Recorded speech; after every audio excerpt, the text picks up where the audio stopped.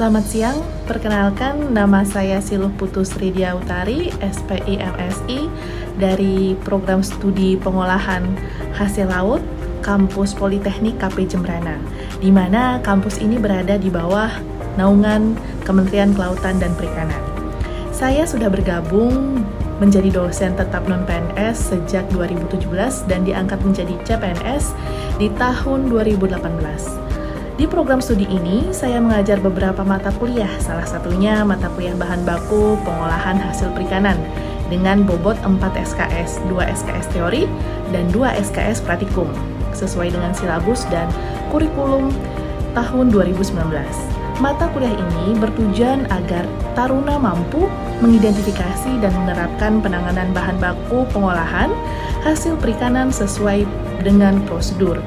Adapun mata kuliah ini membahas mengenai jenis, karakteristik bahan baku secara fisik dan kimia, proses kemunduran mutu ikan, metode identifikasi kesegaran bahan baku, toksin, logam berat pada bahan baku, serta metode penerapan bahan baku. Kemudian, capaian pembelajaran lulusan atau CPL mata kuliah ini ada 4 dimensi. Yang pertama terkait dengan dimensi sikap, di mana taruna diharapkan dapat berkontribusi dalam peningkatan mutu kehidupan bermasyarakat, berbangsa, dan bernegara untuk kemajuan peradaban berdasarkan Pancasila. Kemudian menunjukkan sikap bertanggung jawab atas pekerjaan di bidang keahliannya secara mandiri. Untuk dimensi berikutnya, yaitu dimensi keterampilan umum, diharapkan taruna mampu menunjukkan kinerja bermutu dan terukur dari hasil kerja. Dimensi pengetahuan berikutnya, diharapkan taruna mampu menguasai pengolahan bahan baku dan menangani hasil perikanan berdasarkan konsepsi HACCP, menguasai karakteristik jenis bahan baku ikan dan non-ikan yang bermanfaat bagi kesehatan manusia. Dimensi keterampilan khusus, yakni taruna mampu mengidentifikasi pengawasan mutu dan mengolah bahan baku serta produk akhir sesuai dengan prinsip GMP, SSOP, HACCP, dan ISO 22000. Kegiatan pembelajaran yang saya lakukan dilaksanakan menggunakan pendekatan Student Learning Center, di mana pembelajaran yang berpusat kepada taruna. Adapun kegiatan pembelajaran yang dilaksanakan dalam perkuliahan ini adalah ceramah, yaitu penjelasan dari dosennya atau saya sebagai dosennya, kemudian ada brainstorming, kemudian diskusi, demonstrasi, praktikum, penugasan secara individu maupun kelompok. Kemudian penugasan mata kuliah ini juga dapat dilakukan dengan beberapa kegiatan seperti praktik mengidentifikasi, praktik pengujian organoleptik, kemudian demonstrasi pengujian telaah artikel, simulasi penanganan ikan mati dan ikan hidup, simulasi metode perhitungan pengesan ikan yang menjadi topik terakhir. Adapun metode atau teknik penilaian yang saya gunakan dapat melalui UTS dan juga UAS yang merupakan tes tulis. Kemudian penilaian produk untuk penilaian artikel dan laporan kegiatan praktikum. Penilaian kinerja untuk menilai partisipasi dalam kegiatan praktikum. Kemudian penilaian sikap untuk menilai sikap dan perilaku mengikuti perkuliahan dan praktikum serta ketaatan terhadap aturan. Adapun komponen dan proporsi penilaian meliputi teori sebanyak 30% dan praktek 70%. Untuk teori terdiri dari tugas 20%, UTS 40%, UAS 40%. Dan praktik yang tadi saya sebutkan 70% terdiri dari persiapan 30%, proses 70%, hasil 40%, dan terakhir pada awal perkuliahan kita selaku dosen pengampu dan koordinator mata kuliah selalu menginformasikan peraturan dan tata tertib perkuliahan, serta kita juga menginformasikan kontrak perkuliahan yang menjadi bahasan dari 14 topik selama 1 semester. Berikut akan saya tampilkan salah satu video pembelajaran saya. Mohon disimak.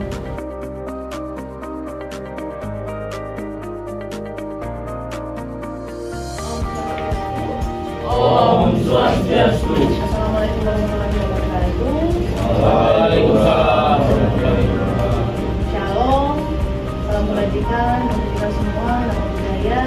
Untuk hari ini kita akan kembali melaksanakan kegiatan perkuliahan dengan kuliah pada Rabu. Sebelum mulai kegiatan perkuliahan, silakan kepada kelas atau dalam untuk melaporkan.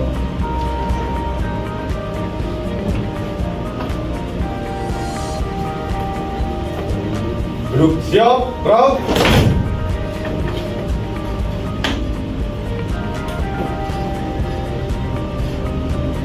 Apa? Yang siap di rumah tadi. Tekan.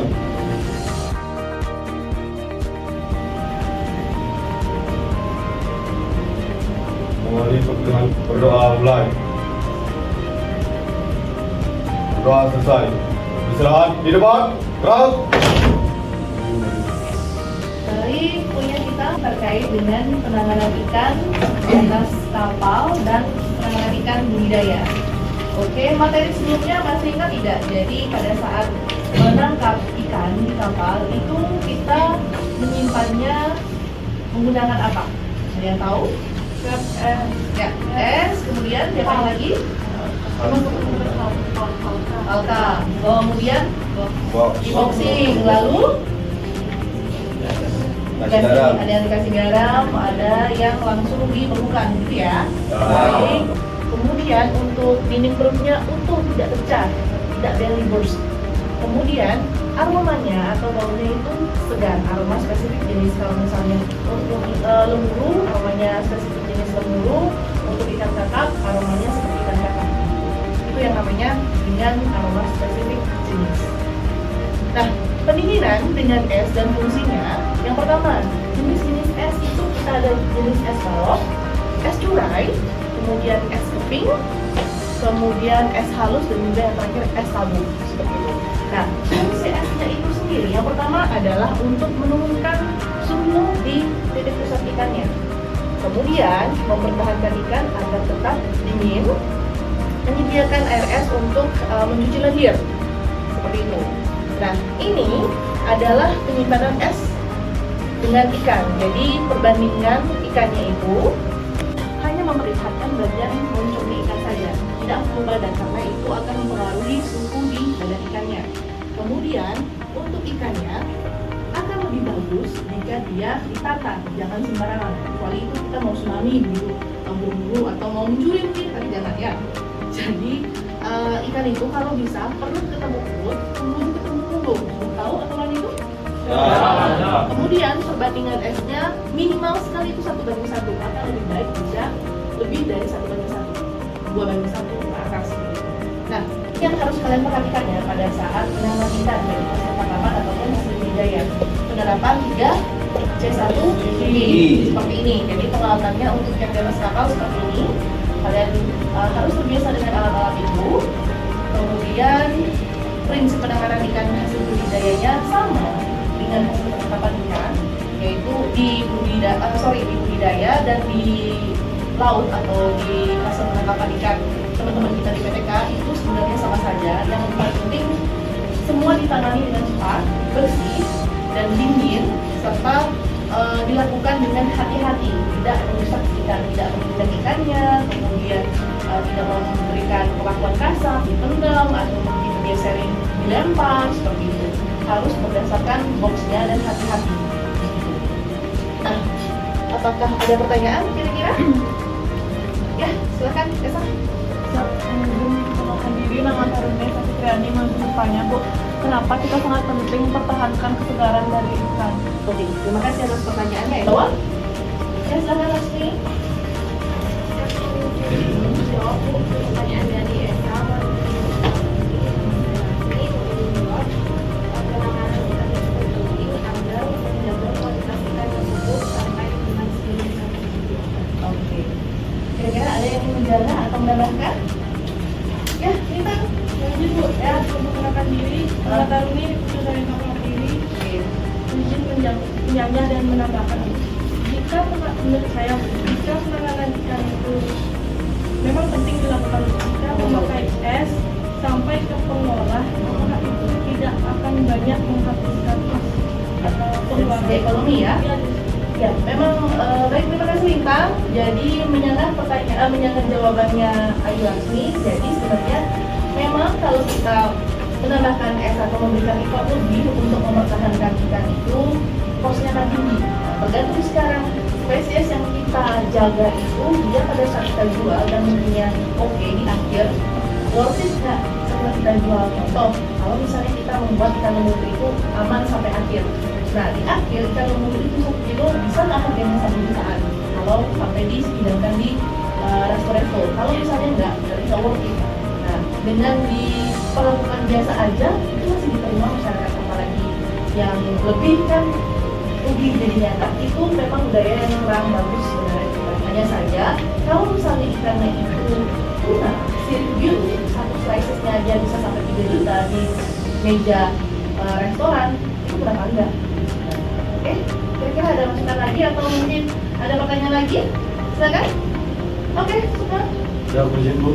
Ya. Jadi nama Taruna Malinata. Izin jawab Bu. Kenapa pada saat penanganan ikan varian es lebih banyak? Oke, ada yang bisa menjawab kira-kira? Ya, silakan. Jadi menjawab Bu, yang diperkenalkan ini nama Taruna Malinata mau menjawab pertanyaan dari Sukma, yaitu karena es mampu menurunkan suhu pada tubuh ikan dan juga mampu menyerap energi kalor pada tubuh. Terima kasih Bu Yani. Wah, jawabannya lengkap sekali ya, buat Bu Yani. Oke, karena sudah tidak ada pertanyaan lagi, kita akhiri perkuliahan ini. Wassalamualaikum warahmatullahi wabarakatuh. Jika ada salah kata, saya mohon maaf ya. Selamat siang. Selamat siang.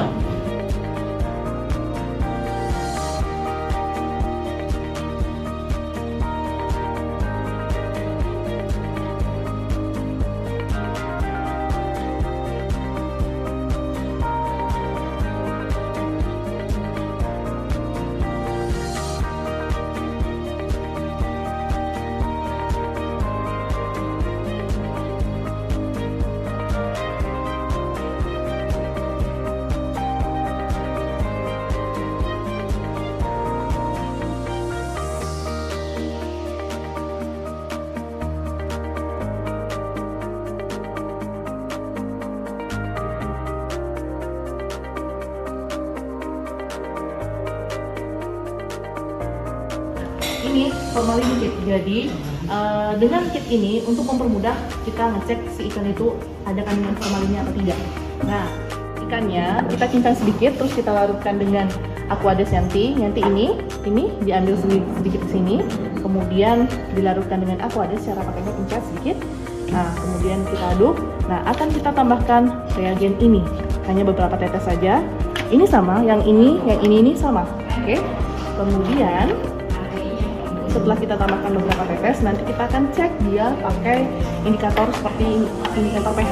Nah, bukan yang ini. Jadi setelah kita kocok-kocok begitu, jangan sampai lepas. Nah, setelah larut dia semuanya, maka akan kita tes seperti ini. Kalau misalnya dia mengandung ini, jadi kalian harus lihat di bagian sini itu ada seperti yang akan menyerap cairan dari si ikan itu. Kan dimasukkan di sini, posisinya jangan ditegak seperti ini ya, tapi agak miring seperti ini. Nanti dimasukkan, tunggu beberapa detik, nanti kita akan samakan apa yang terjadi di sini, perubahan warnanya dengan yang ada di sini. Jadi itu akan ngedetek berapa kandungan formalin yang ada pada si ikan. Paham? Paham ya? Oke. Bisa? Silahkan. Jadi mulai dari yang tadi ngambil ikannya pakai ini ke sini ya. Sedikit dagingnya. Nah, ini.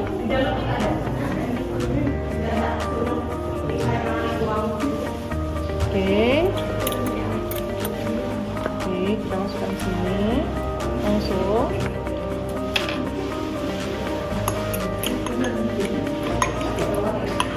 Seperti ini.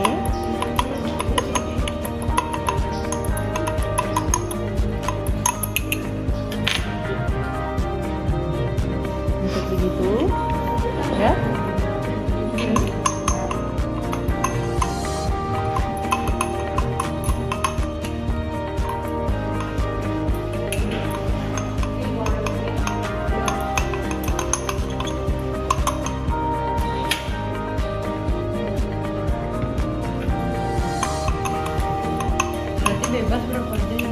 Jangan sampai terlalu encer. Kemudian pakai track sini, kalau pegang miring seperti ini. 5 berapa? 2, 3, 4, 5, 6, 7, 8, 9, 10. 5 sampai 10 data sebenarnya.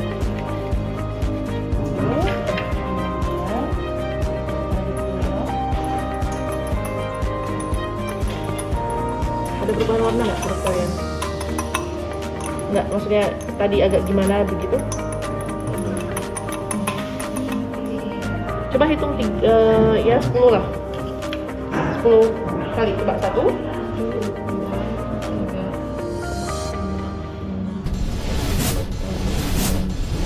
Oke.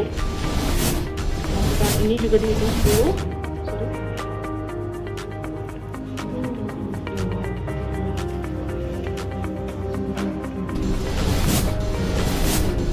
Oke. Cek. Apakah ada di sini? Dia mirip ke yang mana? No, kan? Sih, berarti artinya apa? Yes, artinya secara mutu ikan ini aman. Tidak ada campur tangan penambahan pengawet oleh si baik itu nelayannya, baik itu si pedagangnya, si mano, ya aman. Sampai kalian konsumsi pun aman.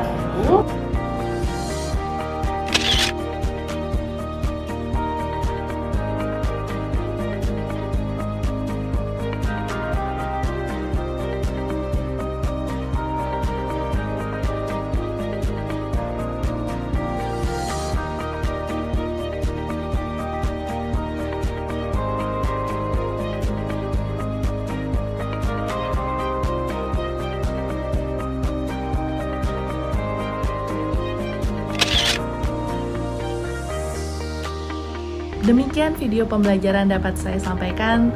Semoga video ini dapat bermanfaat untuk taruna dan masyarakat umum.